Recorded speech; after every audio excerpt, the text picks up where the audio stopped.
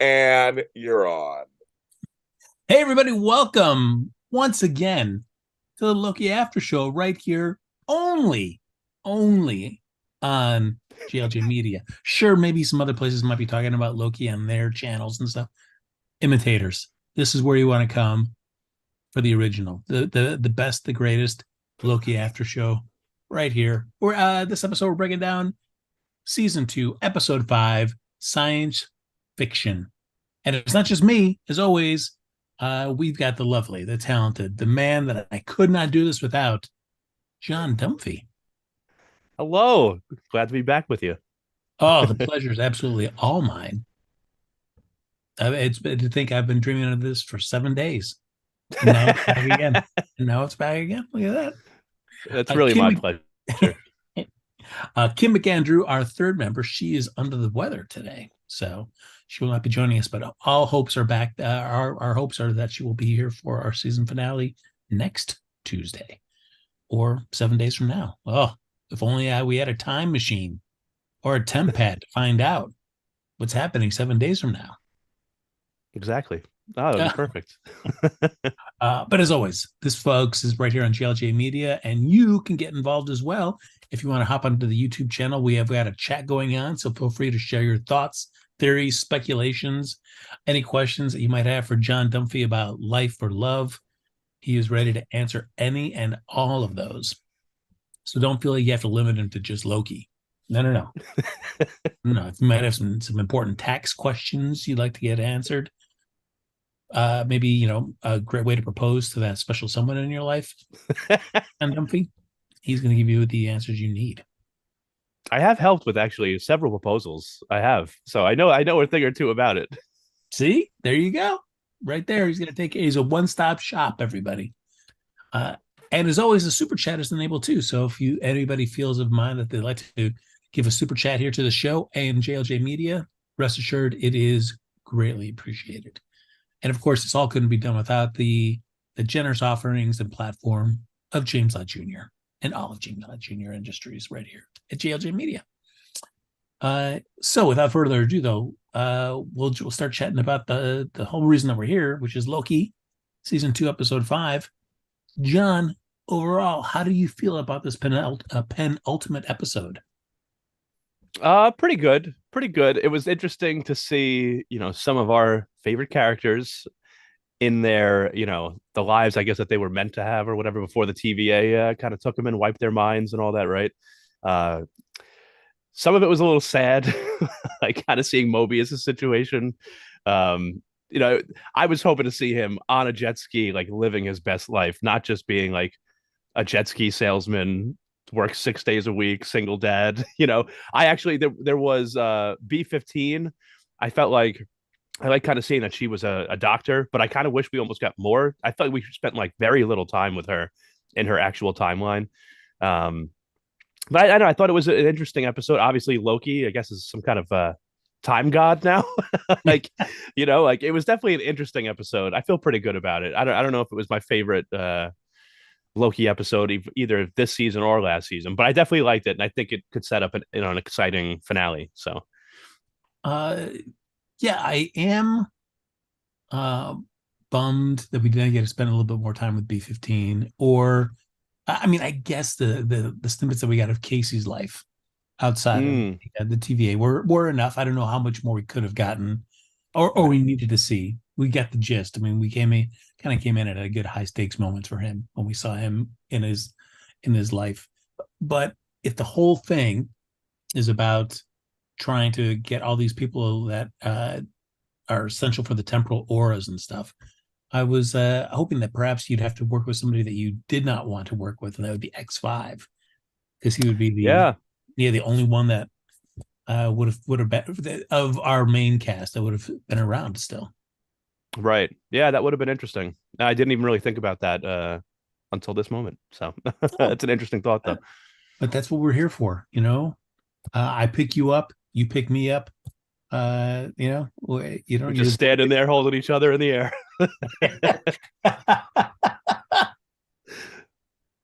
Yeah, I mean, this is as we get into this episode in detail, I mean, it's a pretty simple episode in the sense where it's I guess we can call it our first kind of character piece that we've had for this season as well, where we're getting a chance to really kind of dive a little bit more down into each of these characters and kind of what makes them tick, as opposed to only small amount of movements of the overall story for the season. Yeah, so basically, we find out that that Loki is still kind of at the TVA before it's breaking down, and we get a little of his time skipping that starts coming back again, which I guess we don't really have an explanation for why it's back. I guess it's only because the TVA itself is dissolving. Is that it kind of, because I thought his time skipping was fixed once they did what they did in episode one, where they kind of they pruned him and then they ripped him out of the timeline and brought him back to the TVA. But I assume if the TVA was kind of his anchor point, if you remove that, then he can start skipping in time again. Does that make sense? Yeah, I think that makes sense. I just like that whole explosion that we got at the end of episode 4, and then it went to black. Like, are we seeing Loki immediately after that, or is it possible that he somehow, like, in a moment of distress, time skipped to something else to before when it was blowing up? Like, is the whole TVA just safe from that huge explosion that was right outside those glass windows? You know what I mean? Like, I wasn't sure exactly where we were picking up from at the start of this episode. Um, it just seemed like everything was kind of, obviously it looked like the temporal loom was still going haywire or whatever, but like it seemed like everything was fine in the TVA itself, like in the building itself, except for the fact that Loki was there and no one else was there with him, you know? Yeah, no, that was true. It's like that explosion, at least it, I mean, I guess it got rid of all the people, but did not get rid of the property, at least at first. Yeah. We do see at the end of that opening sequence with him kind of exploring the TVA, he kind of is at the beginning of his time skip, and then at the end of his time skip, he gets to see himself from both sides of that. But then the TVA itself starts turning into a bunch of spaghetti, a bunch of cosmic spaghetti.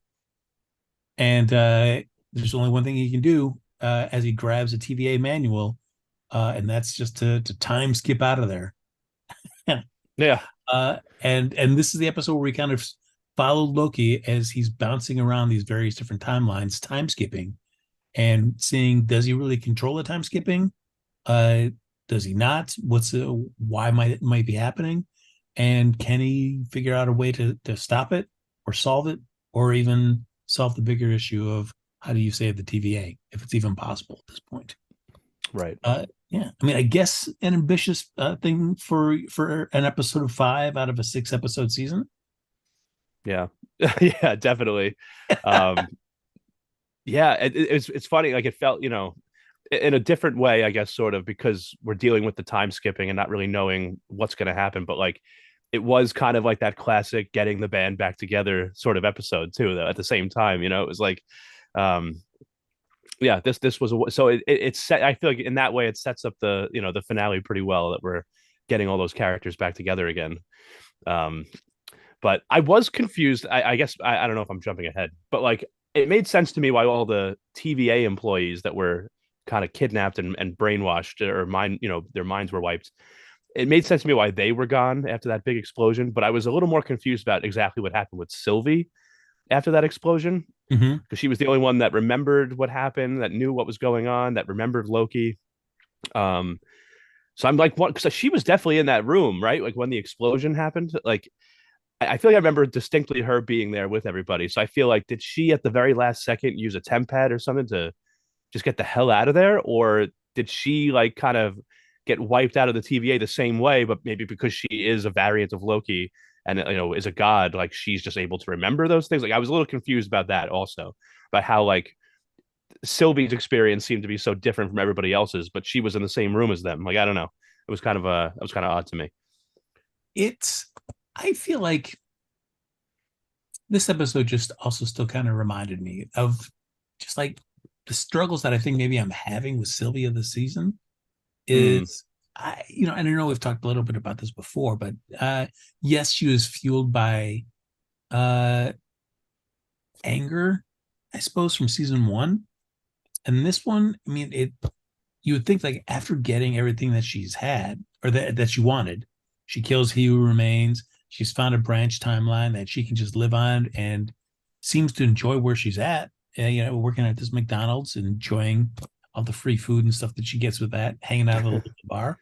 But there's like I feel like there's like a spark that I saw in season one, Sylvie, that I'm really missing in season two. And it's weird because I would think I should get more of that spark, because if she's getting the fact that you've gotten more than gotten essentially what you wanted should make you, I don't know, feel like better about stuff. And yet she just seems more down about everything after getting what she wanted.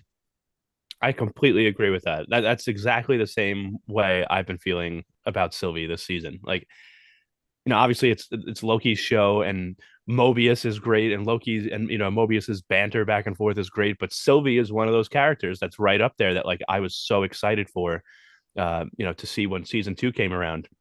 And it's just like I feel like other characters are outshining her. Like it's with the introduction of people like Ouroboros and stuff like that, like Sylvie has like her ranking among my favorite characters that's like been steadily dropping. And it's just like I'm a little confused about why, like you said, like she seems to be way more down about everything now, even though she accomplished killing He Who Remains, has this new life on the timeline, on a branch timeline. And it's just kind of like, I get why maybe she's skeptical of some of these plans with the TVA. It's like, I don't know. I just like, you really feel that down about everything, and that you have that little trust in people like Loki that like, I feel like her attitude has just been not the portrayal of her character, not the actress, but just the writing, I guess. And the directing maybe, but like, because I still think that she's a wonderful actress, but um, I don't know, the way that the show is portraying Sylvie in this season, I've been a little disappointed in. Yeah, there was just something about the scenes between Loki and Sylvie in season one, forced to work together at some points, and kind of at odds against others, and then but you're seeing them kind of develop this relationship. There was a lot of sparks in those scenes between the two of them in season one, and I keep waiting for those kind of sparks to happen in this season. Anytime there's a Loki Sylvie conversation, and it always just seems such a dud, and it bums me out. Yeah. Yeah. Like I can think about season one, like before they got on the same page, like towards the end of the season. And then obviously they had a disagreement about what to do with He Who Remains. But like when they first met, when we first, saw them meeting in season one, even in the moments that they were trying to kill each other, I was still like, this is awesome. I love their chemistry. And then obviously they kind of developed a romantic thing, and, their relationship has kind of evolved. But like, yeah, even like in the moments where they were literally trying to kill each other last season, I still felt like I love the two of them on screen together. Like I love Sylvie. And now in this one, this season, I don't know. It doesn't have the same feel to it to me. Uh, you mentioned one other character, Ouroboros, Obi. Yeah, I feel like, which I mean, I guess if we're gonna you know, uh, bring in that actor to do this, I mean, why not give him a meaty role to be able to do? How do you feel about like the increase in the amount of time that Obi's had this season compared to that he wasn't in season one at all? Yeah, I mean, I like it because the character is just so interesting, and the actor is doing such a great job of portraying it. Like it's which is funny because I was talking about I talked about how the actor that's portraying Sylvie is also awesome. And if I'm going to criticize the writing and the directing, like it's the same writing for Ouroboros, and I love his character. So I don't know what it is. That's I can't say the writing's necessarily bad. I just don't like what they're doing with Sylvie as opposed to Ouroboros. And um, yeah, I have no problem with OB getting as much screen time as he has, because I feel like he's brought so much to this season. Like, can you imagine like getting the Sylvie that we're getting now and not having a character like OB that was added into the mix or something? Like, this might be a really rough season to watch, other than the interactions we get out of Loki and Mobius and Casey, and all that. So No, I agree. He definitely fills a necessary part of season two. It's not, I feel like a superfluous part that's kind of put in. There is a definite reason that he should be in the show. And yeah, he's doing great in that role. So it's like, yeah, give me more, give me more of that. Sure. All right. yeah, and I love like the debates he's sparked online. I've seen I think we talked about earlier in the season, I had been seeing people theorizing that like Obi was like a robot or something, not even a real human being. Uh, I've seen people now talking about maybe Obi is some kind of like weird variant of Kang even, and he's really he who remains. Like, like just like the crazy like theories and like the debates that like his character have sparked, and just watching the performance like all season has been one of the bright spots for me in this whole season too. Yeah, it's I don't know, like after the end of this episode, the season became like much smaller, I guess, for me. But uh still I would, even though we're as we've talked about in previous episodes, that this is this season is also kind of closing the book on the Loki TVA story. There are several characters in here, Mobius, even OB, that I want to see continue. So I'm hoping that if there happens to be a season 3, or in various MCU films going forward, that there will be spots where we could see one or both of those characters show up. Yeah, yeah, I would love to. I would love to see Mobius and OB show up in movies with Loki now. Get them on the big screen. Get Sylvie too. You know what I Yeah. mean? Like, I'd love to see all of them as part of you know, a big part of being the next in the next phase of MCU and all that. So So this episode is all about, as we talked about, Loki going around trying to, as John says, get the band back together. So Loki is finding himself time skipping through some key time branches here, and they happen to be members of the close group that he was working with at the TVA. So he's time skipping between Mobius's branch timeline, Casey's, B-15's, and Obi's. And Sylvie for a hot second, but we really don't get to her until towards the end. Out of the first 4, though, were there any surprises into where you were finding, or Loki was finding them on their branch timelines? I definitely was not expecting Casey to be breaking out of Alcatraz. That was awesome. I actually that was because like Casey, he's always just been this nerdy character. That's kind of like funny, bring some comic relief. Like he's definitely a smart guy, but like he's just funny, and then it's like you see in the life that he was taken away from on his timeline, like he was like a hardened criminal breaking out of Alcatraz. Like that is just hysterical. Like, everybody else, the place that we found them in made sense to me, but Casey was the one that really stuck out as being like this is wild. Like that was the most enjoyable one for me. Because I remember even in the trailer for this season, there was the shot that we see here of Casey as he's going through the tunnels. But it kind of, I mean, you had no better good context for what it was for, but it just like, he was kind of dirty and he's going through these tunnels, and it just kind of gave me like, whoa, there's some kind of weird dystopian kind of scene they get into. Not expecting it, like, nope, he's just he's breaking out of Alcatraz. So Yeah, yeah. But I agree. I thought I was digging that for sure. Right. Like I loved like I think the first time that we saw him in season 2, the very first appearance in this season was when he was using that machine to like shine the floor at the TVA, like before Loki crashed through that glass window, and that thing came and cracked the floor or whatever.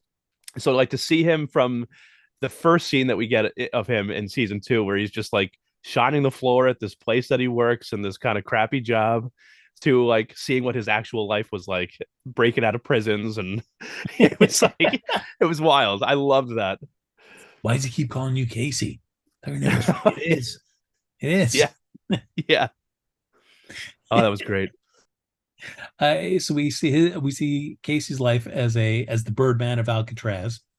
We cut over to B-15 and we see that she's a children's doctor at the very least. I mean, a doctor, but it seems like her specialty is children. Yeah, like a pediatrician or something. Or I think she was signing a cast. Is there a different doctor that does that? It doesn't matter, I guess. She's a doctor for kids. A kid cast doctor. Yeah. Yeah, I want to be a kid doctor, but I only want to do casts. I don't want to do movies. As long as I can sign casts, I'm in. Yeah, I don't know. I don't know if as I've never had the opportunity to wear a cast in my life, so I've never had the joy, or even maybe less than joy, just the experience of having people be able to write on my cast. John, did you ever have a broken limb? I did. I once what this was third grade. I fell off the monkey bars. I it was really stupid. I tried so it was winter time. I had gloves on that had like no grip, and I tried to jump from one platform on the playground to the monkey bars, and my hands just went whoop, and I went flying off the monkey bars, landed on my elbow, and I Oh, had a big blue cast from here all the way down to my wrist. And oh, unfortunately, it was my left arm, so I still was able to do all my homework. oh. Yeah, it still had no problem writing. So How long did you have to wear the cast for? I think it was a few months or something like that. Luckily, that was my only big, bad break that I had. But you Oh man, know, I can mention like that. Worst times to have a cast would be during the winter months, because at least like during the summer, you don't have to worry about trying to get a bunch of clothes on top of it. But a cast, and then you got to try to get it inside a coat because oh it's yeah, cold out. Oh, that sounds terrible. Uh, and then you can't wash it, so you just like this cast was huge. I smelled, I was like a smelly kid for like 3 months. you didn't do one of the things where you took like a garbage bag and kind of wrapped it around your arm so you could, Well, I did that, but like especially when it would get itchy and you like yeah. stick the pencil down there and some of the air comes out, and you're like, oh boy. mm, smells good. But having that cast, and now especially with one that big, a lot of real estate. I assume that you got lots of friends and family to sign that during the time you had it. Oh, of course, tons of Uh, signatures on there.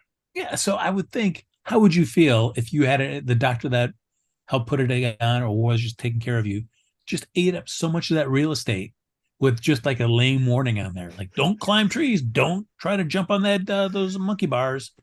Like no, don't take up all this real estate of mine. Right? Yeah, I would have been annoyed. Don't tell me not to be a kid. Like this is what we do. We climb trees, we fall off stuff. That's what we do. But she seems like a good doctor. It She was a does, nice scene. but it's like, come on, you're taking up spots that could, like could be a lot of weird kid things drawn on there. Yeah. I was actually bummed that we didn't see more of B15 though, because I felt like she's had some good character growth. Like when you think about where she started in season one, being like very strict, like a servant and employee of the TVA, to then questioning things. And like now we've seen more like how much it affects her when these timelines get pruned and these innocent lives are ended, for no fault of their own. Like, and we've seen like a lot of growth from her that way. And so it was cool to see her in her like true role as a doctor. But like I just wanted to get a little more out of her because I really like B15, and I was thinking like maybe she's gonna get a call from her husband or something, or one of her kids or something. Like, I just wanted to get, and it felt like we just had that brief moment of her in the office with the kid signing the cast, and then she went out in the hallway and saw Loki time slip. Right, it was like that was all we got of her. And I kind of felt Yeah, like Casey's Alcatraz thing was also pretty short, but like because of what it was, like a pretty comical thing, like it felt like enough to me. But like the B15 thing, I just felt like we could have spent a little more time with B15 in her timeline. I would have liked that. yeah, it's because it is interesting how we find these, like as we've been talking about with Casey, to go from somebody that as we knew it, kind of like the one of the biggest rule followers to learning that, oh no, he was one of the biggest rule breakers where he was originally from on the timeline, to B15 being somebody that was all about, didn't care about doing harm to people if needed to, when in season one, to now seeing like, oh no, she's all about originally like do no harm as a doctor. That was her big thing, which kind of you could see how it played into how you were seeing her reacting to all these timelines being pruned. Uh, Yeah, Even OB, I guess, I yeah, from somebody that at the TVA just was very knowledgeable and dialed into everything, to being from somebody on the timeline that was frustrated, was not able to accomplish the things that he thought that he could be able to accomplish. Uh, yeah, and then you got Mobius, who I think out of the four of them is probably the one that's, I guess, maybe the least different. I mean, I guess he's got a couple of kids, but he still talks about jet skis. he still talked about jet skis at the TVA. Uh, and I know we've all seen like, hey, we cannot wait to see Mobius get on a jet ski. Did this satisfy the Mobius on a jet ski itch that you've had for so long? It kind of this one was like to me the most like kind of sad one. Like he didn't seem super happy in his life, and it did make me think about the conversation that Mobius and Loki had earlier in the season, where Loki was kind of asking like, you haven't looked, like you're not even a little curious what your life was like on the timeline, like, and Mobius, his biggest fear wasn't that it was going to be something that was bad. He was nervous that it was going to be something that was good, that like he really was missing out on. And I wonder what his opinion would be if he saw this, because obviously I'm sure he loves his children, but he didn't really seem happy to me on this timeline he was in. Like he might prefer a life at the TVA over what he had. Yeah, there was not. Yeah, man, this was kind of like it could go either way because it did not seem like a life that you could be envious of, but not so terrible that you would take pity. I mean, it just seems like a very just kind of like a meh life, which for many people that's just it's just my life. Okay, it's something great, it's something terrible. I'm just here and I'm going through it. This is what it. That's what this life seemed to me. Yeah. I mean, Yeah. his jet ski business seems like tough to make those sales. Not so many people interested in buying the jet skis. One kid just wants to set fire to stuff the whole time. Right. Yeah, where'd you get those matches? I stole them. Yeah. It's just like, what? Like, come on. And I couldn't quite. Is the wife left him or is she dead? I couldn't tell. I couldn't tell from what we got exactly. Unless there was something that I'm just forgetting, like some kind of line that he said or something like that. But I He know he was mentioned trying like to, she's gone. yeah, he was trying to pawn off his wife's old jet ski onto Loki. So Yeah. I couldn't even tell for sure like how much he actually likes jet skis. Like it was like that kind of thing that he's dreaming about at the TVA. And obviously like he has one for himself and he sells them. But like the way he's talking about like, yeah, I'm here 6 days a week, 9 to 5, selling Yeah. these things that no one wants. Like it just kind of felt like somehow the jet ski just stuck in his mind at the TVA, but like in the opposite way. Like it's probably something that like in his regular life he wanted to get away from. But now like at the TVA, it's all he's dreaming about. Like, I don't know. Yeah, I felt like a missed opportunity because he does mention about the donuts being so great there at the dealership. But I thought like, oh, why wouldn't we do pie? Because we seem to be like pie is the big thing that he really seems to be into. But no, it was donuts. Still good to hear that there were good donuts today. I'll take that. Yeah. It would have been fun to see a key lime pie there though. Yeah. That would have been nice. And we do find out his name was Don. That's right. Does it seem like That's right. Yeah, if you had to pick a Mobius name, would Don have been anywhere in your top 50 possible names? No, I don't think so. I don't think so. Like I almost kind of wish his name was just Mo or something. Like and they just made it Mobius, you know what I mean? Like yeah, I don't know. uh yeah, it's tough. It's tough to see how. Yeah, I don't know. They gave us like the least easiest one to be able to tell about like was this a good thing or a bad thing that Mobius was taken away from his life. Right. Yeah, it was interesting. It was very interesting. I had one question for you because I don't remember right now. Did we learn B-15's real name? Because we learned that Casey was apparently Frank, right? Unless he Yeah, was lying about that. Mobius was Don. OB was AD Doug or something like that. But I don't remember if we learned B-15's real name. not that I know of, and I can't remember if we didn't. Nobody said it out loud, but I can't remember if we saw like a name thing on her doctor's Mm. jacket or anything. But I don't recall it because yeah. So, what's your real name? B15. Tell us. Yeah. Yeah, we've got AD Doug. We've got Don. Frank, and I'm just seeing this one little thing. Did we get anything about? Nope. There's nothing about. Yeah, sorry, B15.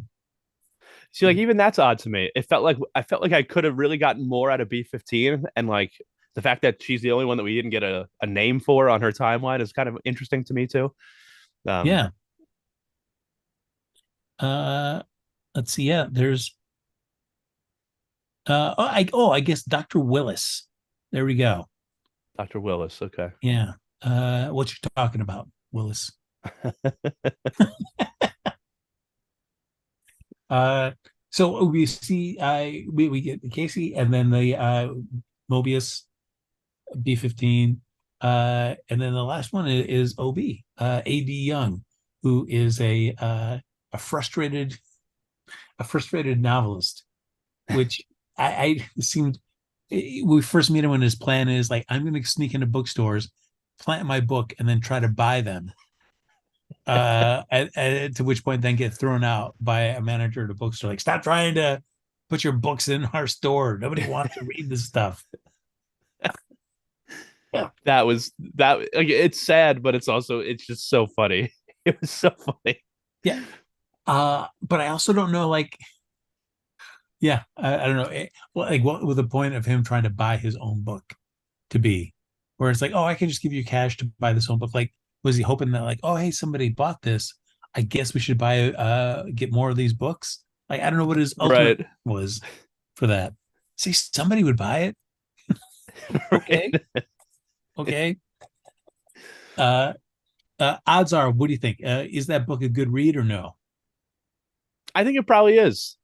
He's clearly a very smart guy. Uh, I don't know what like was it like present day on his timeline? I don't remember. Like, I wonder like how out there his ideas in his novels would be because it's all science fiction stuff, right? Like he's obviously a very smart guy. I almost like thought of it in a similar way to like when we saw Victor Timely, and like he had that one line where he was like, "I always thought my ideas were good. I just never had the technology to like make them really happen." And I was like, I could bet that OB's these novels that he's writing as AD are probably incredible, like very very smart and like brilliant. Because then we see what he does as soon as Loki gives him the TVA handbook.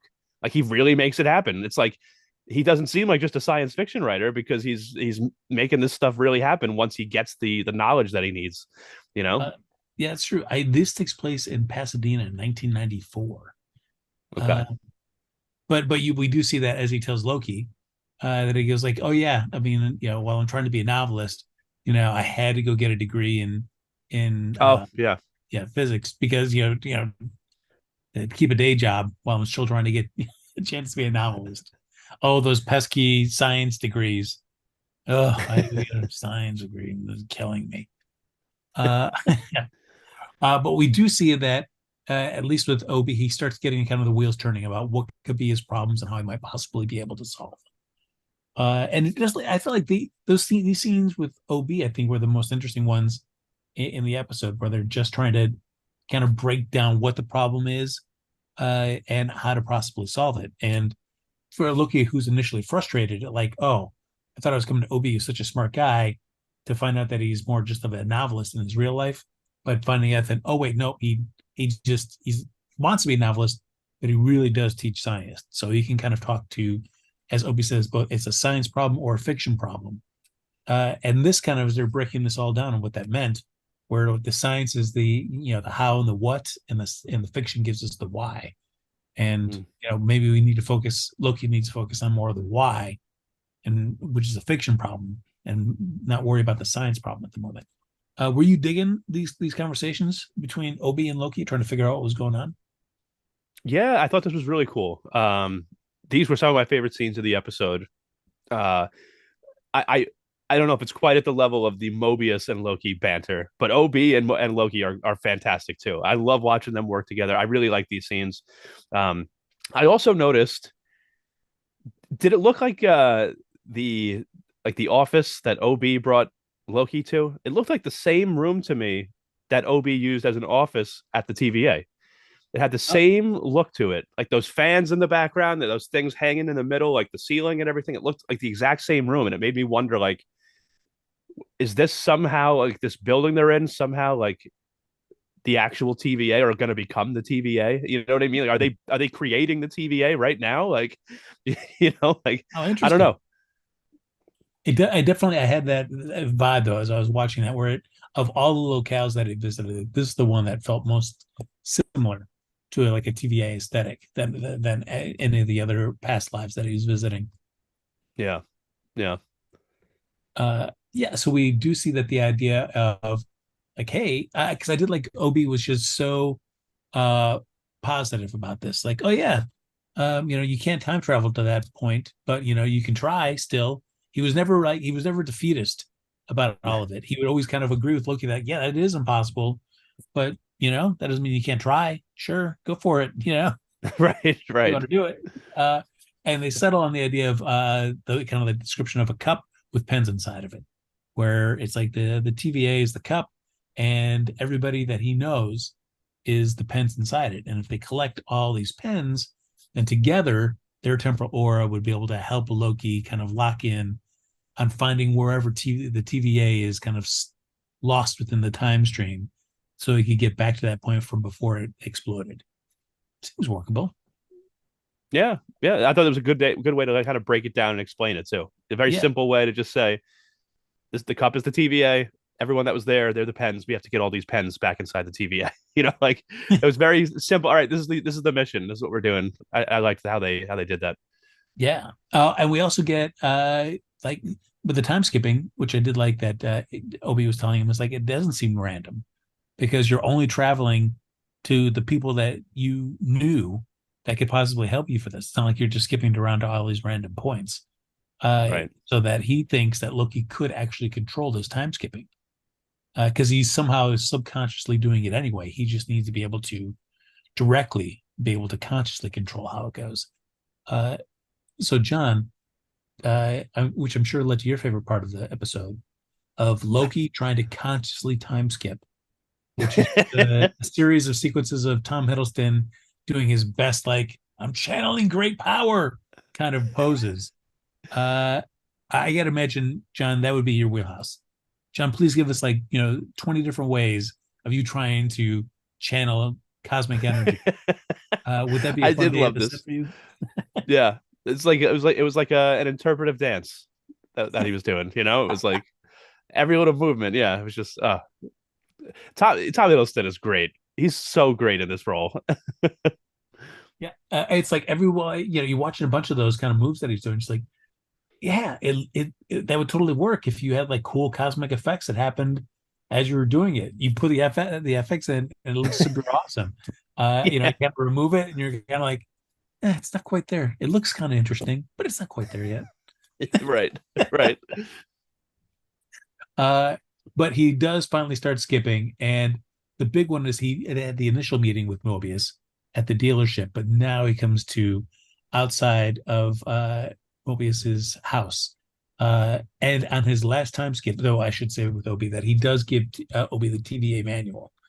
He goes, hey, maybe if you wanted to try to help kind of solidify this easier, if somebody could build a temp pad, Obi, you wrote this book, maybe this can help us. So it's our second time this season that we've had somebody give this TVA manual to somebody that has already kind of written it of sorts. And we see how that kind of changes their lives. Yeah, thank God for this book, right? I mean, 'cause I feel like when they first got Victor Timely into the TVA, Victor was having a lot of trouble trusting anybody. And then you bring him in front of OB, who literally has a picture in this book that he's had all this time that he doesn't even really know how he got, why it came to him. It's like that's a great way to calm Victor Timely down right away. And then Loki hands off this same handbook to OB, and it's like if OB has been having any doubts about what Loki's been saying to him, all he's got to do is open that book and see a picture of himself. And it's like, thank God for this handbook. Like, Yeah, thank God, because what would we do without it? absolutely.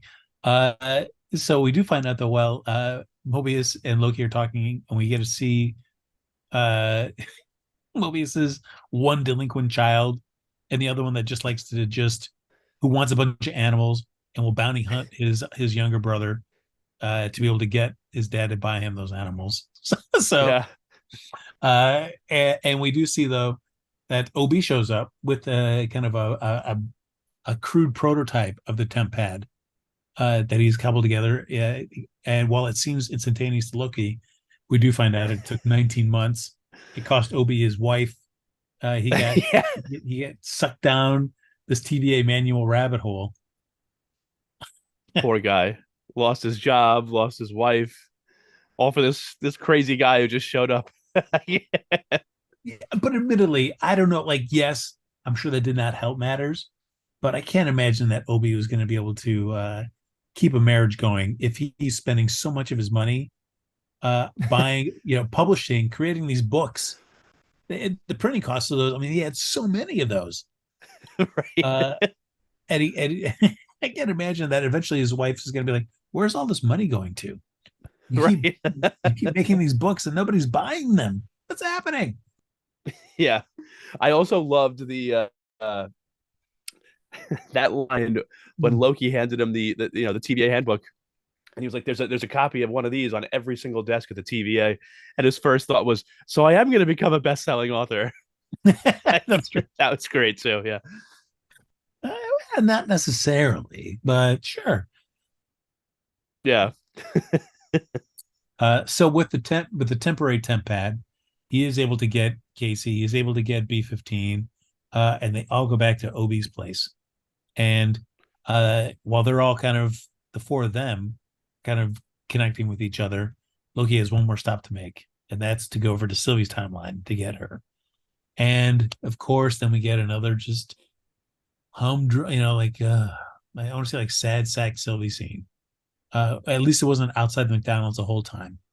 Right. He's got to move to a bar, which a slight change of venue. Yeah. It was interesting about this too. So we had seen Loki time slipping all this time and seemingly not really able to control it, but clearly he has some control because, like we said, he was only going to the people that he needed to go see that he knew. So it was interesting to me that everyone else was gathered and already in this other place with OB. And then you had him time slip in front of Sylvie, but he didn't go anywhere. Like he couldn't control it and he time slipped, but he came right back to where he was with Sylvie because there wasn't anyone else to go visit. They were already gathered around. So it was interesting too in that moment where it was like he's time slipping and he doesn't seem like he can control it, but he's not leaving the one place that he needs to be. Like, so that was interesting to me too. Yeah. Yeah. And I guess and I will ask you, because this seems to be kind of where I know I've lamented about like the lack of Loki focus in this show this season. So now we get this scene between Sylvie and Loki in the bar where we kind of dial in more into why Loki feels like he needs to do any of this. And we keep kind of chipping away at his answers, his responses to Sylvie about why he needs to be doing this. And we finally drill down to like he does not want to be alone. Do you feel like the kind of layers we peeled back into Loki, did that satisfy you, kind of give you the kind of Loki characterization you were hoping to get this season? Or have you been satisfied with Loki and his characterization this whole season? I mean, I guess with this peeling back, I was yes and no satisfied because I felt like I think at the very core, what Loki does want, like he's found these friends, and I think that's become the most important thing to him. But I think that Sylvie still wasn't understanding that like he's still actually worried about the TVA and like what's going to happen to all these people in these timelines, and she kept just like dismissing that. But I still think it was that she was right that like at the very core of it, what Loki really is like, what's driving him to fight for this is because he misses his friends and he wants them back, and he's never had that before, and he finally does. So I do feel like it was satisfying to hear him say it. Like, I miss my friends. But when was, we've never gotten any moment like that out of Loki previously. But I still felt a little bit like, I don't love what Sylvie's doing here, though, because you're still being so down on everything. Like, there's still work to do here. Like, I don't know. Yeah, it's like, I guess you could look at the both of them and see what the benefit of having Mobius and to a lesser extent the other characters of the TVA come into Loki's life, because I feel like Sylvie could easily be the Loki that did not ever get involved with the TVA. Where she doesn't really, she's still isolated, she's still alone. She really doesn't have anybody. But this Loki has, especially with Mobius, had this genuine friendship and definitely has connections with the other members of the TVA as well. But for somebody that wanted to talk about his glorious purpose, like it does feel like his time with the TVA, for as initially frustrating as it is, I think it has helped Loki become a more well-rounded individual. That I could see why he would not want to lose that, and the people that he kind of met that make him that way. Yeah, I totally agree. But of course, it was like, no, they're better off where they're at. Remember they got pulled away from these timelines to be at the TVA, and they didn't have any choice. And Loki's all about like, but they should have the choice now, because how are we any better if they don't get a chance to choose if they want to stay in these lives or go back to the TVA.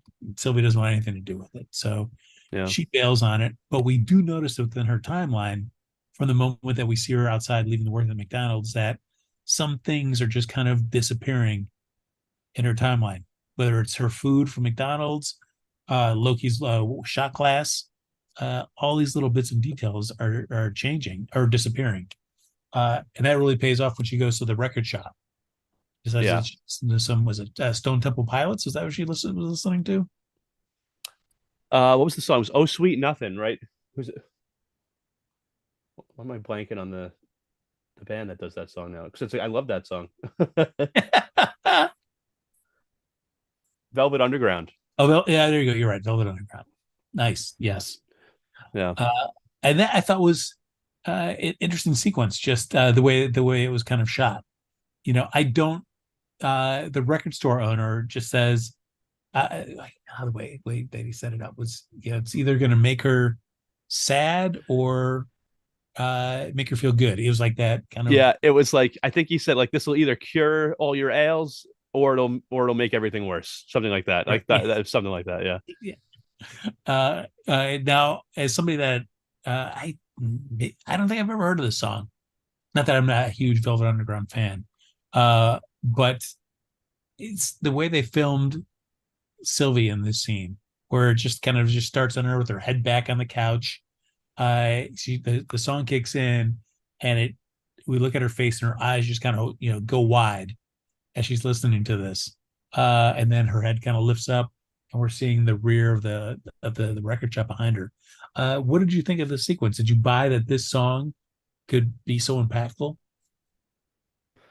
Well, I actually do have it. I really love this song, so I was in on it. Like as soon as I heard it, I was like, oh, this is a great song. Something's gonna happen here. You know what I mean? Like I was definitely bought in once I heard those first few notes. So yeah, but I will say because what you were mentioning earlier, like because she lost her McDonald's food right before Loki showed up, like didn't and after he shows up and he's time skipping again, I would have been a little, and I think that's why I was like annoyed with the conversation in the bar a little bit, because she keeps like peeling this away and peeling this away, and then just trying to get him to admit that he's selfish. And it's like, you've already like seen everything else that's been happening with the TVA. Now your bag of food is just disappearing and you don't care, and then Loki shows up time skipping, and like you're downplaying everything that he's talking about. Like I think what I mean about like not really loving everything with Sylvie this season. It's like maybe the whole point is that she's just in denial, and that's like what we're supposed to get out of it. Like she sees that these things are falling apart, but she just doesn't care. Like I don't know. I don't know what to think of it really. But it's like, with everything you've been through, and then now stuff is just disappearing around you. Loki shows up time slipping and freaking out, and you're just gonna tell him like, oh no, you're just selfish. Just forget about it. I'm like, come on, would Sylvie of last season really do that? Like, Yeah, I don't know, because you're right. You kind of bring up a different thing. Is it like that friend, that bad influence friend? While you've worked on yourself to make yourself better, you get around an old friend or an old pal, and all they want to do is just kind of bring you back down. Like, no. Let me tell you why all this stuff that you've been trying to do is not right. It's like, you're being selfish. What's going on? You're no better than me. Why? Who are you to think you could be better? Just accept it that you're just like me, or just Right. a bunch of negative Nancys. Yeah. Yeah. I wonder if it could even be partially like because she's feeling responsible now. Like things are falling apart. Loki tried to stop her and kind of talk to her about like, should we really kill he who remains? And so maybe now she's like in denial about a lot of the things that are going on, because if she thinks about it too much and, buys into what Loki's saying, she's going to feel like I'm the one that's actually responsible for all this, for kind of like jumping the gun and maybe killing he who remains when I shouldn't have, because Loki was trying to get me to, to slow down on that, and think about it before I really did it. So maybe there's a part of her that's feeling that way, of being like, if I say that I believe you, then I'm taking responsibility for this. But I don't want my actions to have these consequences. So I'm just going to say no. I'm going to hide in my timeline and hope everything is fine. I agree, and I mean, maybe we get that scene in episode 5 or 6. I would love it, but I feel like that is a conversation that I would love to see, like, to see some of that spark come back in Sylvie, and Yeah. whether she's just put up this huge wall of denial, just denial to herself, to see that wall kind of break down and her kind of really embrace, like, yes, I'm peeling back my layers, and well, look what I've done. And maybe killing He Who Remains wasn't the right thing to do, but it certainly was motivated by my selfishness. And at the very least, I should have stuck around to help clean up the mess that it created. Like, maybe, Right. maybe we could have, I could have had my cake and eat it too, if only I had stayed with you at the TVA when I had the chance to try to help fix this stuff. And now look at where we're at. Yeah. Because we've heard Loki say that too. I mean, that's been a theme, I think, through this season, where Loki has said to her several times, I think, you can't just give people free will and then walk away. Yeah. Um, so, We do get to see, probably one of my favorite shots in this was it's like, even just talking about the record store owner for a second, like I felt like that gave me a little spark of Sylvie, that interaction with the record store keeper at the top, like just seeing her having just a moment within her timeline, outside of working at McDonald's, outside of being a sad sack at the bar trying to tear Loki down, but just like a little small moment at the record shop, having a nice little interaction with a record store. I thought like that like gave me a little bit of like why Sylvie might be enjoying where she's living at on this timeline. yeah. Yeah. I can see that. It's funny to think about too. Like, season one, we're watching her jump from apocalypse to apocalypse to hide herself.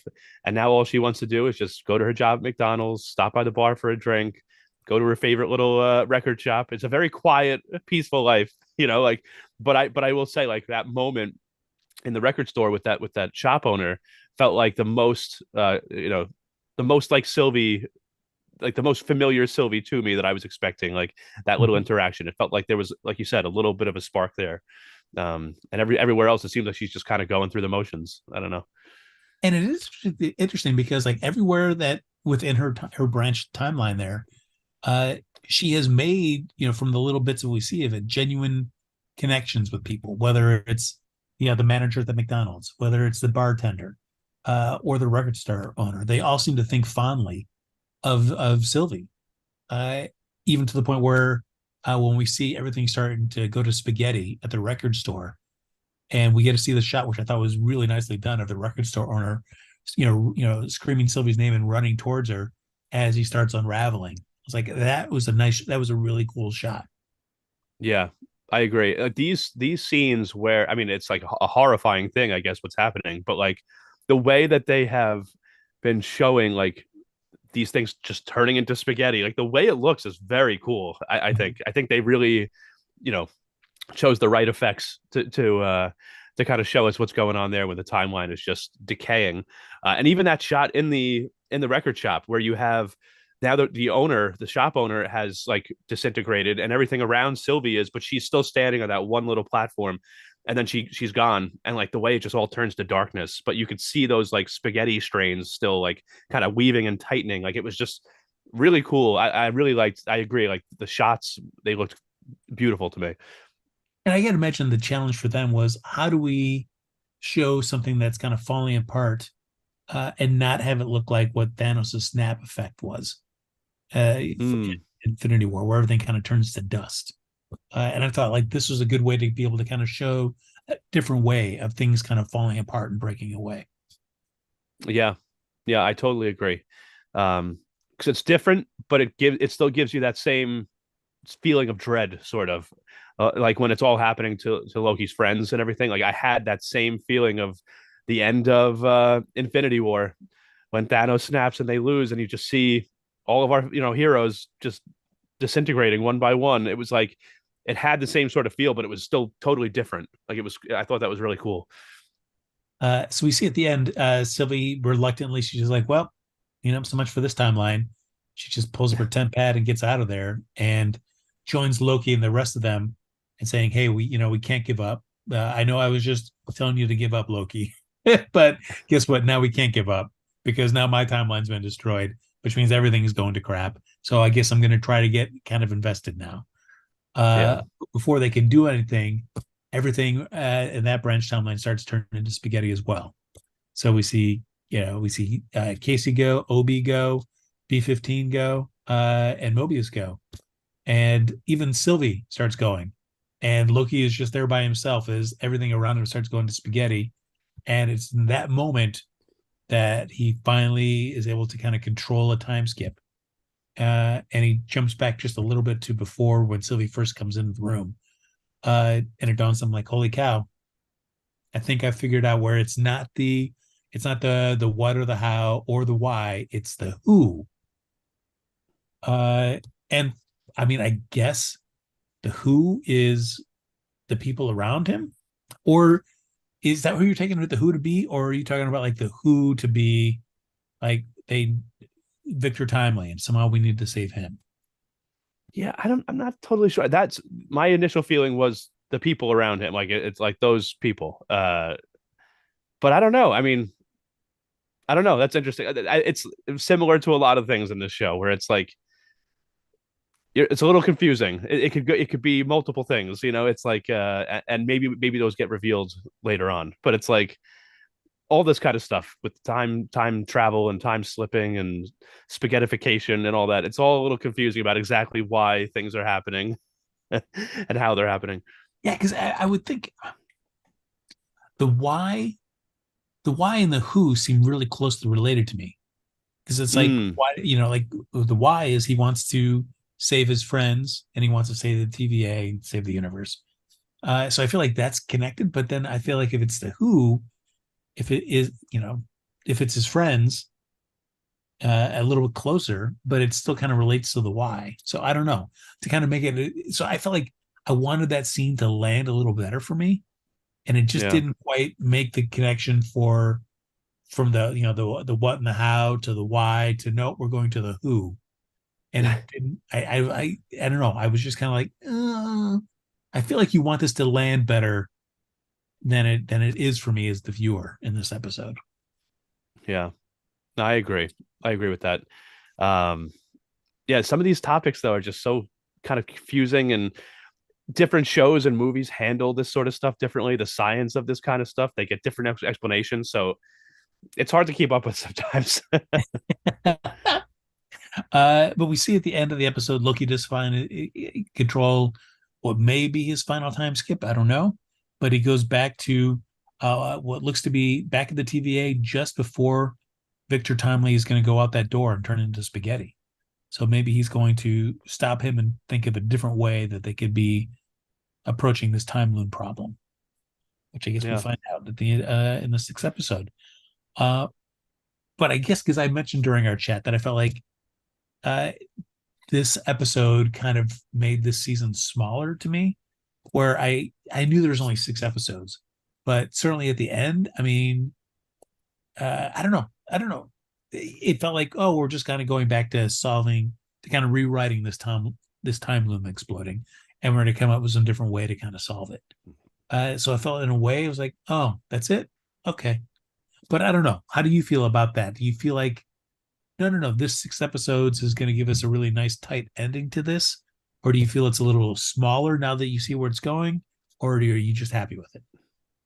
I think I agree that it seems like it's made the season feel a little smaller. But I feel like what they've done now with Loki having this ability to like control his time slipping could have larger implications for like the MCU universe as a whole. Like once we start seeing Loki on the big screen again, like this specific season and this story feels a little smaller. But like, what can you do with Loki now with like these powers? Like, is he gonna become like, the head of the TVA, or like, he doesn't really seem destined for that? But like maybe Kang is coming and he becomes the guy that assembles the Avengers, to take on Kang, something like that, like in the greater MCU story arc. Like, um, uh, there was something that I heard, I forget, but they were mentioning the first Avengers movie we got. All the Avengers assembled to fight Loki, and if now like the MCU is planning to move forward and make Loki a big part of the MCU universe moving, like continuing, it would be interesting if he became like a leader in the Avengers, and like his purpose has always been to assemble the Avengers, like in one way or another, whether they're fighting against him or fighting with him. Like, could we see him become like, one of our favorite and biggest heroes, not just like a villain that we all love? So like that's why I feel like it makes this specific season feel a little smaller, but like it makes me really think about some of the possibilities moving forward in the MCU with future movies and stuff like that. Yeah, it is interesting what Loki's future in the MCU is going to be, uh, because it's certainly I feel like the comics have done a really good job of making that transition to Loki being just Thor's bad guy brother, and they threw a lot of nice stories and writing that they over time they've really added a lot of complexity and nuance to Loki, where he still is the god of mischief, but it's not always evil. But he's more of a person that is working a bunch of different angles, and sometimes it's helping his. He has layers upon layers of motives of why he's doing what he's doing, and what can look like he's trying to help people. He's also got a deeper reason that he's doing something that might be more beneficial to him, or it could be beneficial to a greater cosmic thing. But there's always at least some angles within angles that he's doing. This MCU version, I feel like they've done a great job of kind of broadening his character and kind of making him more well-rounded and giving him these friendships and giving him things to care about other than just himself and his quest for power over Asgard, which has been great. But I don't know, like, we're not seeing really the mischief side of him or the layers within layers of why he's doing stuff. Yeah. So I'll be curious to see how, and that doesn't necessarily mean that the MCU version and the comic version need to be one for one. Uh, it's just the way that we've been seeing Loki develop in these 2 seasons of his show. It would seem weird. Like it feels like more just like, hey, I'm a good guy and I'm doing good things, as opposed to like I'm doing a good thing, but I also have some kind of personal agenda within that I'm also trying to accomplish as well. And I don't think we've necessarily seen that side in the MCU, and I don't know if that's something we will see. Yeah, that's definitely a fair point. Yeah. Um, but I do like what Tom Hiddleston and the writing had done for Loki as a character. And I do like the idea that, I mean, yeah, you're the Loki and the Avengers have always been kind of, hand in hand, whether it's in the MCU or it's in the comics, in terms of their origins. So to have something that was kind of assembled by chance initially from the first MCU Avengers film to now being something that Loki would consciously choose as a way to be able to help save the universe, is that he's got to bring these he's got to help create these Avengers, could be really interesting for where he can kind of go in future stuff. Yeah. Yeah, so we've got one last episode, John. What, given everything we've seen so far, what are you expecting to see in this next episode? Oh man, I feel like I don't know, but I've been seeing a lot of rumors out there that people are saying this last episode is going to be very Kang centric. So I don't really know what that means, but I guess I'm expecting to see Kang show up, and I don't know. I guess we'll see what that means. Yeah, I mean, things that we don't know is, does this affect anything with Renslayer? What are we doing with X5? And is Miss Minutes. I mean, she's being rebooted, but at some point, I imagine she's going to come back online. So, uh, how do if Renslayer is she really dead? I don't know. I'll be curious to see what the deal is with those three characters in this last episode. Yeah, I am interested. Yeah, I'm also interested in those three characters, especially because from what we saw in season one, it seems like when you get pruned, you just go to the void. So I would assume that Renslayer's hanging out there somewhere. So I almost wouldn't be surprised if like we opened up on Renslayer in the void next week, or this week Oh. when this episode comes out. Because I feel like there's no way that that's how Renslayer goes out after being, a very big part of the show for 2 seasons. Yeah. But I mean, I guess they realize that they need to get her. Is she instrumental for whatever they need to be able to fix the TVA? So it's like, yeah, I hate you, but we need you, Runslayers. So we're gonna go get you out of the void and bring you back. yeah.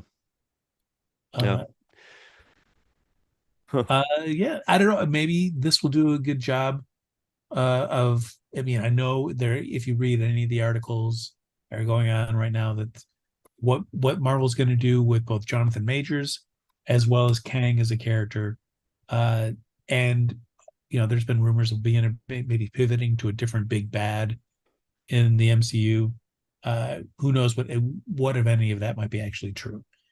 But it feels like at least those articles kind of say that Loki season 2 kind of locks in the Kang component going forward for the MCU. Yeah. Yeah, I guess we'll have to see. I have seen a lot of those articles and rumors out there, people talking about Doctor Doom and all that, right? And so I don't know. I do feel like because the Infinity Saga, all the movies that led up to Infinity War and Endgame were great. I really enjoyed all of them, to be honest. Like some more than others, but like I thought for the most part they were always pretty solid movies, at the least. And I feel like between some of these other things that have happened now, whether it's COVID or Jonathan Majors facing some legal trouble and all that kind of stuff, I feel like the MCU has had a little bit of a run of bad luck here. So I feel like they've kind of been put into a spot where they have to kind of dig themselves out of this hole, and I guess we'll see how they do it. It's because I felt like everything in the Infinity Saga was great, and they've still had some really great products since then, like Loki, like Guardians of the Galaxy 3, some very good movies and shows, I think, but I can tell you can just kind of feel and tell that like things aren't going quite as planned because of things out of their control. So I'm curious to see how they kind of feel like what direction they feel like they have to go in to get back on track or whatever. Even though they're still putting out good stuff, but yeah, no, I agree. I feel like nobody could have predicted the pandemic and the increases of streaming on Disney Plus and right. the requirements of Disney forcing Marvel to kind of help or requiring Marvel to generate more content for Disney Plus, which ended up just giving Marvel more kind of shows to try to fit into their pipeline, which meant tougher to kind of have more quality control over everything. Also, how does that kind of shift? How do all those little smaller pieces kind of shift the bigger picture that we were already trying to establish for phases 4, 5, and 6 of the MCU? And that's I don't know. As somebody who's grown up reading comic books, I've always loved kind of the bigger universe and the continuity that kind of gets in there. But I also enjoy being able to see just standalone characters, stories of a character as well. But it's I know some people feel like, oh, it's like 30 movies now and TV shows that I've got to buy into if I want to know what's going on. And I don't necessarily think it's as deep as that. I think if I think you can jump in anywhere, and hopefully the idea, at least with comic books, was that every comic book is somebody's first. At least that's how it was kind of in the 80s and 90s. And so you wanted to at least make it enticing to any new reader to enjoy the story they're reading, but then get excited about learning more about not necessarily just this character that you're reading about, but the larger universe that they exist in. And you want to find out more and it gets you excited. At least that's how that worked for me reading these comics. Like, ooh, cool. There's more I can learn about this. Sure. And then I just went down that rabbit hole. I got and loved doing it. I feel like you can't. That's a double-edged sword of continuity. It's like you can't really tell everybody that continuity is important, and then not expect your fans to be calling you on it when they think that things are not lining up correctly. Hmm. And it's like, yeah, this doesn't make any sense. I don't understand the continuity of this. How's this going? And so I feel like Marvel needs to, given all the things that we just talked about, like the pandemic and the increases of demand and their times and stuff, I feel like Marvel really needs to lock in on. I don't think they need to have an answer for every single beat that they want, but they really should have the skeleton really kind of locked in for what they want to do for the rest of these things leading up to whatever Secret Wars and King Dynasty might be. Yeah. Yeah, just feel like don't pull a Star Wars, with the sequel trilogy, where we're just kind Right. of passing it around and off. They need to tighten it up, and there will be moments where of inspiration and changes. But I feel like if you have the general gist of your overall picture, you can still satisfy the fans and tell really cool stories within them. That Yeah, I completely agree. It's funny. It feels, especially with what you said about Star Wars, I feel like that's what happens when you really rush something that you shouldn't be rushing. Because I feel like some of the shows that we've gotten, Mandalorian season 3 wasn't our favorite, but we love the Mandalorian. Ahsoka is great. We have Book of Boba Fett. We have Andor. Well, I mean, I guess I shouldn't put Andor in there because I'm talking shows that are between the original trilogy and the sequel trilogy. But like the shows that they've put out that take place after the original trilogy and prior to the sequel trilogy, they have given us like the bones for what would have been an amazing sequel trilogy. There's some of the characters and the stories and all that stuff.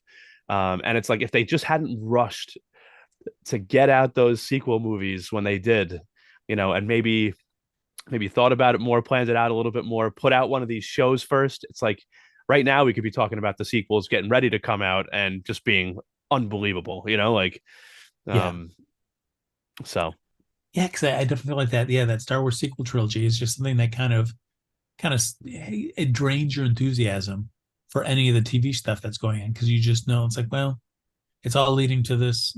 It's all leading to the sequels, and if you didn't enjoy those, it's tough to get like excited about like the promises that the TV show kind of promises you, like that kind of entice you with all the Thrawn stuff, especially like get me excited about like an awesome movie trilogy of yeah. Thrawn.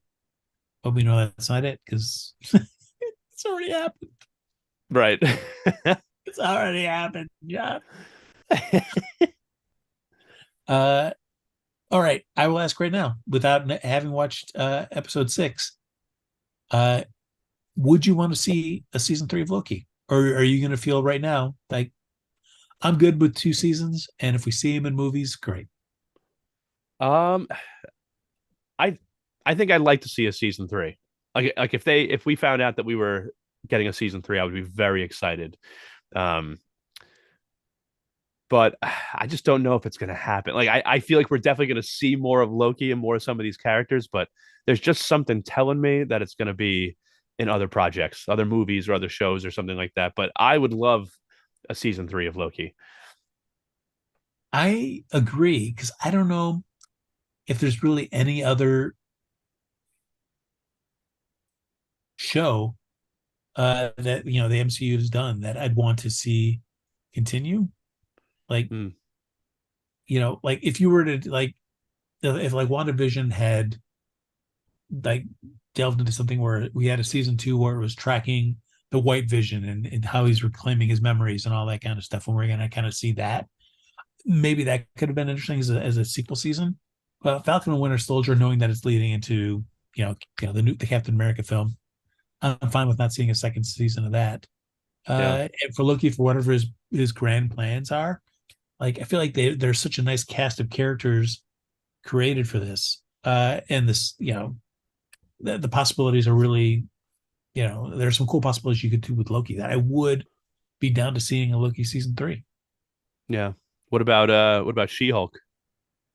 I would actually I would be down for a season 2 of She-Hulk.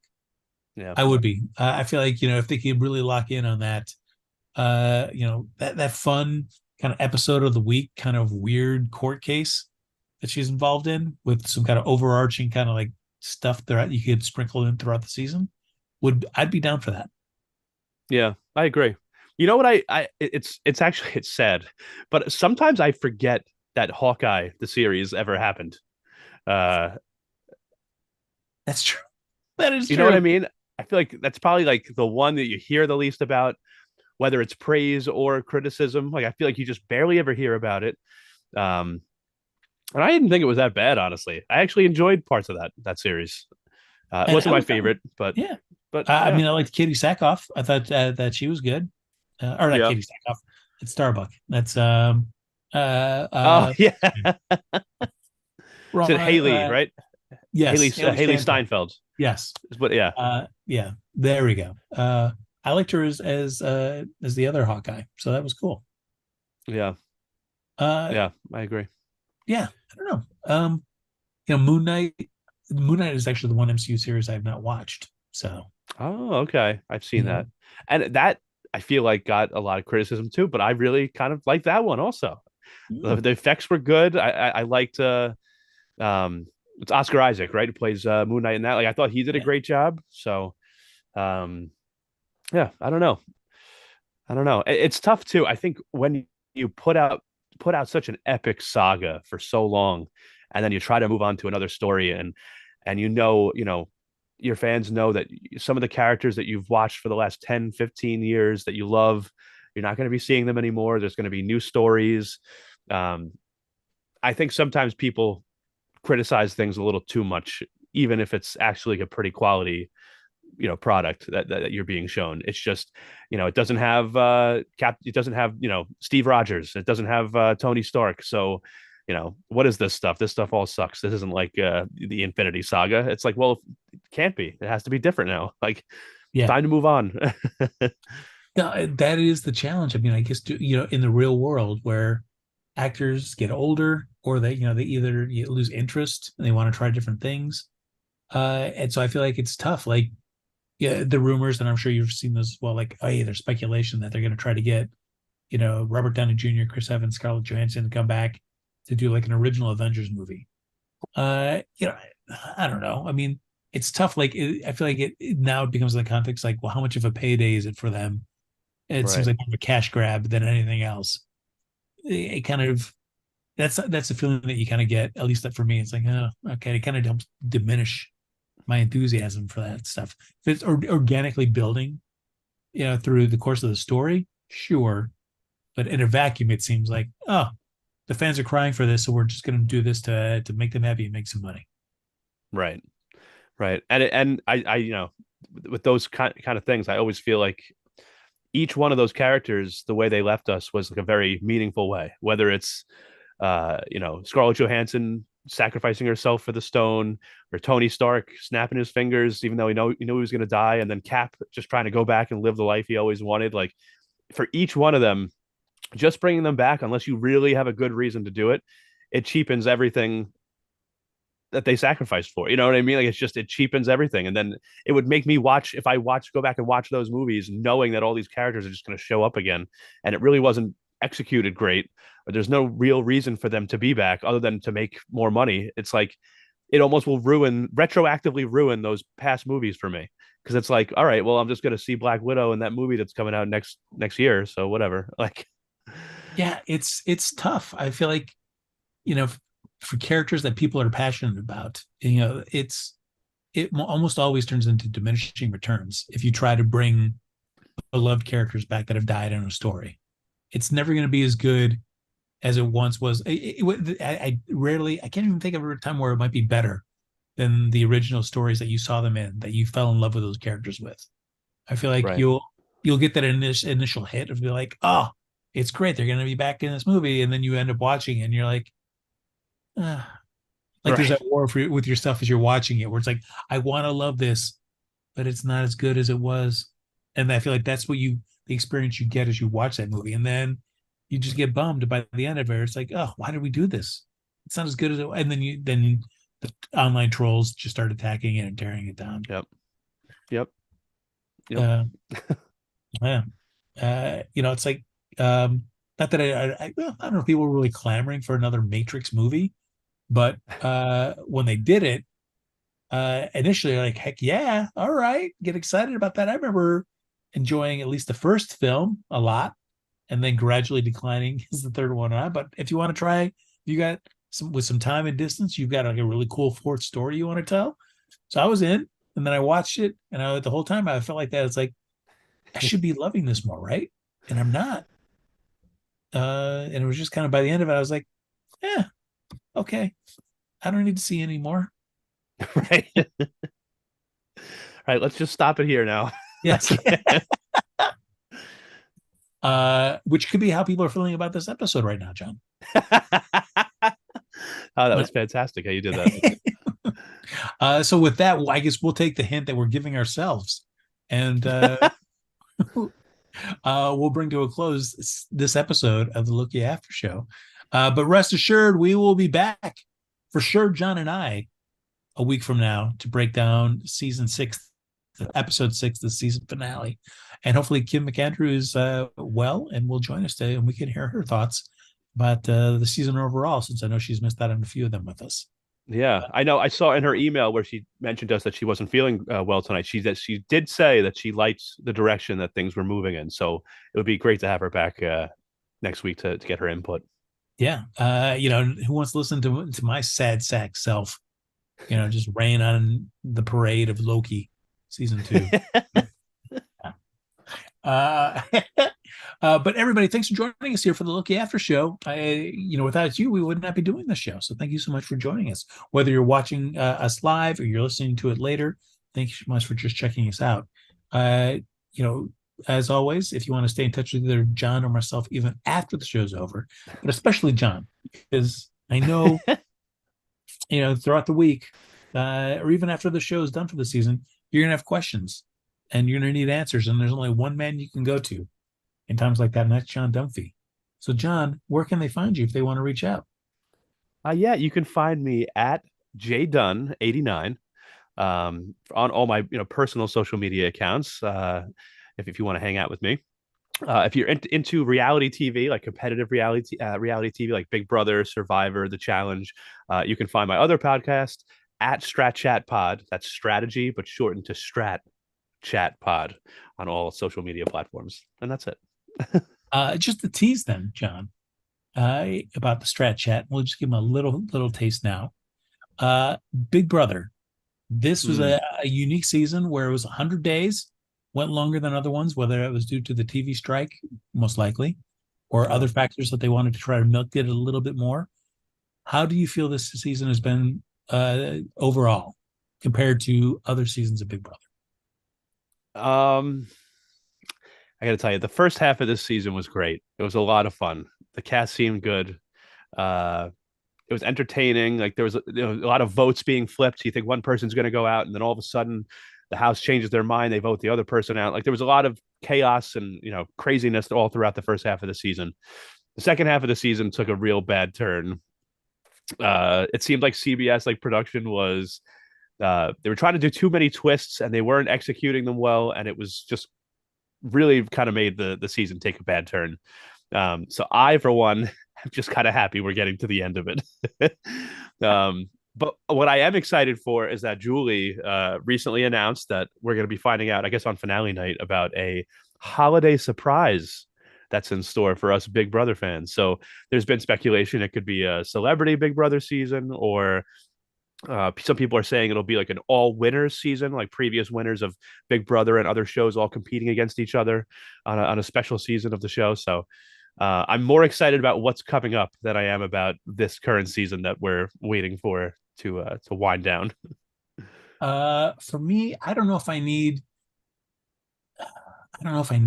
celebrity seasons of Big Brother, because my issue with celebrity seasons, especially in a Big Brother, is that the celebrities are lackluster at best. And so it's like, if I'm doing that, then I may as well just see real people doing it that you've casted for however you wanted to cast them. But if I see celebrities, I feel like there's too many caveats with that. You gotta, things are treated a little differently for the celebrities. Nah, forget it. Their celebrities are lame anyway. Just give me the real people in the mix. Right. I agree, especially because you get celebrities that they're just there for some extra screen time, or they don't even know how the game works. I'd rather see people that are actually competing and know what they're doing in there. Like, so. And quick 10-second hot take on Cameron. A great player taken out prematurely, or a tiresome nuisance that you were glad to see finally got out of the house? Oh my God. End the show already, you people. No, James Lott Jr. Crapping on everything. Oh my God, you crapping on everything. I want Celebrity Big Brother. Cameron was the best player. I want him as America's favorite. What are you guys doing? It's got to be Suri for me for America's favorite. It's Cameron. Suri didn't do anything. Why would Suri get it? She didn't do shit. Why would she? She's my queen. She is my queen. She be your queen off camera. She didn't do shit this season. Cameron did earn his spot. She eating crackers. Look at that, folks. That is the kind of just a taste. Everything. A taste of what you can get on Strat Chat. Everything. If you listen to that, and John and his crew do it with an occasional guest appearance by the one and only James Lott Jr. I was there last night. Check it out. We had a good time. John would be in a showman's and he would lose everything. That was our determination. He would be. He'd be in a showman's. He'd fall in love. And that's it. See, the problem is that someone else has to want to be in a showman's with me, and I'm not confident that would happen. So. Oh, come on. Get out of here. So I think I'd be fine. They would take you. Come on, folks. Oh, yeah. But all right, John, real quick then on that. Say, we're all assuming positive things. You're going to be in a showman's on Big Brother when you're on there. Are you gonna be just down and dirty for everything? You're like, oh no, I can't do anything while we're in the house. I'm down and dirty for everything. Let's just go wild in there. I don't even need to put the covers over me. I will keep those off and just do my business. Oh God. Ladies and gentlemen, that was just a little hint of what you get on Strat Chat. So make sure you follow John Dunphy on there. Everybody, thanks for listening to us here. Of course, we couldn't do this without, as we saw right there briefly, the lovely, the talented, the ever handsome James Lott Jr. and the great platform that he's created called JLJ Media. So make sure you're following James Lott Jr. and JLJ Media on all social media platforms. And thank you everybody for hopping in the chat, sharing your thoughts. And until next Tuesday, where we break down the season finale of Loki season 2, keep time skipping. Maybe? That a good ending? I don't know.